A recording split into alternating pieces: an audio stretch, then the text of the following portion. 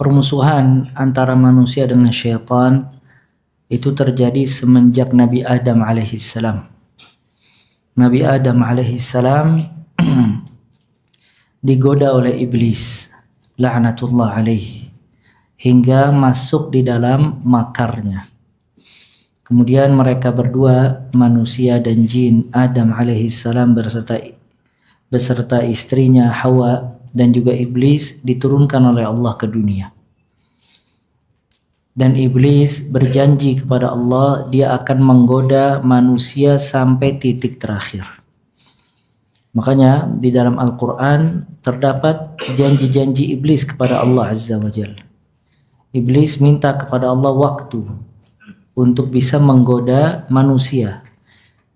Sampai kata iblis, la'aq'udanna, aku akan duduk menggoda manusia dari sisi depan, sisi belakang, kiri, kanan, dan seterusnya.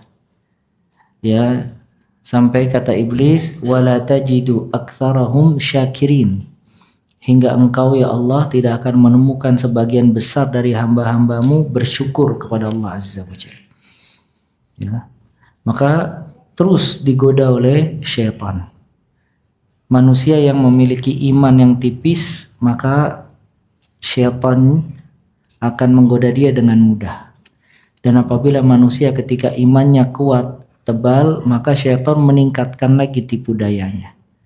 Dan terus syaitan menggoda manusia sampai akhir hayat. Ya, sampai akhir hayat. Makanya godaan syaitan di akhir hayat ketika manusia dalam keadaan sekarat itu sangat dahsyat. Ya, karena kesempatan terakhir syaitan untuk menjatuhkan manusia di dalam kesesatan. Ya, makanya manusia harus tahu kalau syaitan adalah musuh dia.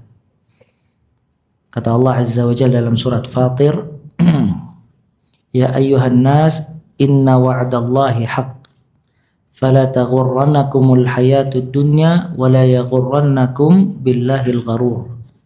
Inna syaitana lakum aduwwun fattakhidhuhu aduwa. Sesungguhnya syaitan itu musuhmu, maka jadikanlah dia sebagai musuh. Dan jangan sampai syaitan menipu kalian. Ya, karena dia tidak ridha. Dia di akhirat kelak akan dimasukkan ke dalam api neraka. Maka dia berusaha untuk menggoda manusia agar masuk bareng ke dalam api neraka.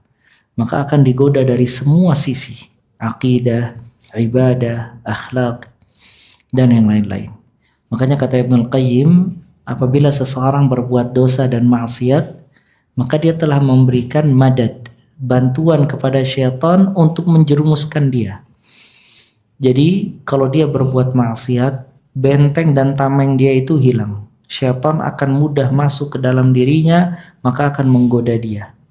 Namun apabila dia tidak berbuat maksiat, dia tutup maksiat tersebut, maka dia ada benteng untuk bisa melawan syaitan tadi. Makanya dikatakan oleh para ulama, menahan diri dari nafsu, dari syahwat, dari maksiat lebih mudah dibandingkan seseorang kalau sudah masuk ke dalam lubang maksiat tersebut dan ingin keluar. Maka menahan diri dari berbuat dosa itu lebih mudah dibandingkan dia sudah masuk ke dalam lubang tersebut. Dan syaitan dikenal dengan memiliki khutuwat, ya, langkah-langkah di dalam menggoda manusia. Makanya Allah berfirman, wala tattabi'u khutuwati syaitan.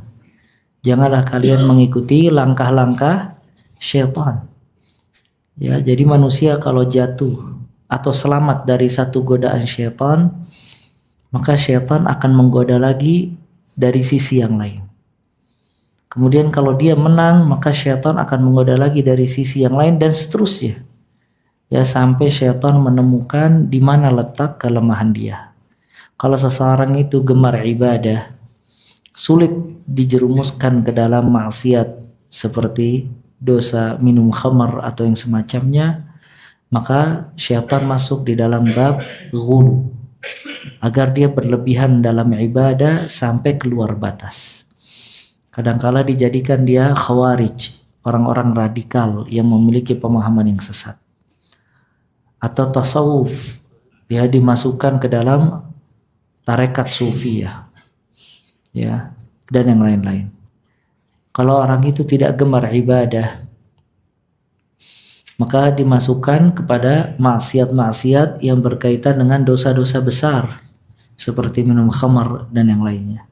Kalau orang itu tidak gemar bermaksiat, cuman dia ada pintu hubbud dunia, misalnya cinta dunia, maka syaitan akan memasuki dalam bab riba, gharar, dan yang lain-lain, dan terus syaitan menggoda manusia sampai orang itu benar-benar terjerumus di dalam kebencian Allah Azza wa Jal.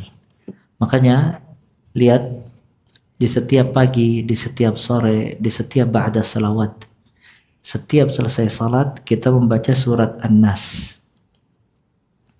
Di dalam surat An-Nas ada perintah berlindung dari siapa? Syaitan. Qul a'udzu birabbin nas, malikin nas, ilahin nas, min syarril waswasil khannas. Lihat, ya, katakanlah wahai Muhammad, aku berlindung kepada Rabb manusia, Raja manusia, Tuhan manusia. Dari apa? Min syarril waswasil khannas.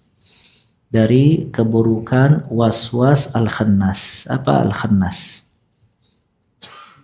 Al-khannas itu syaitan yang tersembunyi. Makanya syaitan tidak bisa kita lihat, tapi dia bisa melihat kita. Dan Ibnu Abbas radhiyallahu taala anhuma ketika menafsirkan ayat ini, al-khannas, kata Ibnu Abbas, dia iblis, maksudnya syaitan.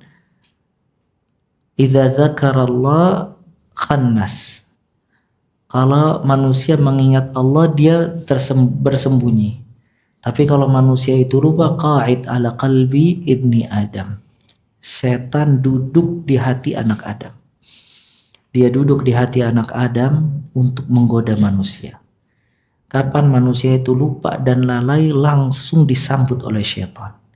Makanya subhanallah, di antara manfaat zikrullah itu tardu syaitan, mengusir syaitan. Makanya manusia kalau sedikit zikir atau jarang berzikir atau bahkan tidak pernah berzikir, temannya syaitan.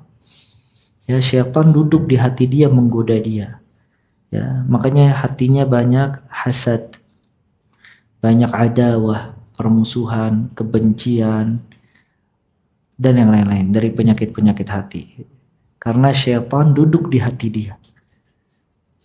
Kapan syaitan itu mengumpat, lari? Ketika manusia mengingat Allah.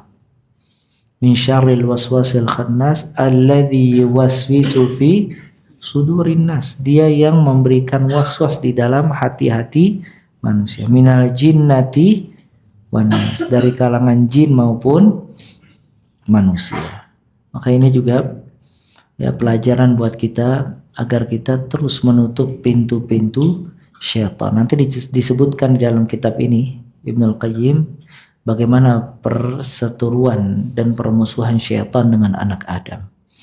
Dalam kitab yang lain, Ighatsatul Lahafan, juga Ibnu Al-Qayyim menjelaskan ya bagaimana perseteruan dan permusuhan antara syaitan dengan manusia.